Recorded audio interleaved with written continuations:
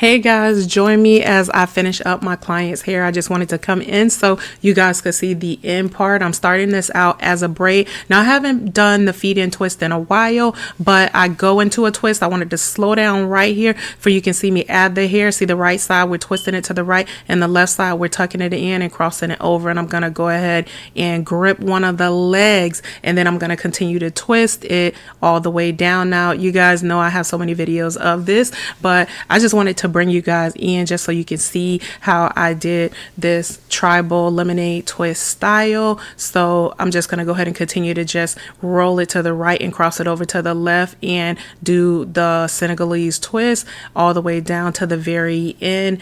And I'm also going to be adding in some of the crochet hair on the side to give it that boho look, like the boho plaits, but these are going to be the boho twist on the side. But I'm just simply going to crochet it in rather than going ahead and twisting it in. It just makes sense to just go ahead and add it afterwards because it's less work. And see how beautiful that curly element, it's the free tress and it's the crochet hair, it's the twist, it's the deep twist, and it turned out very beautiful and it's given. Thank you guys. Bye.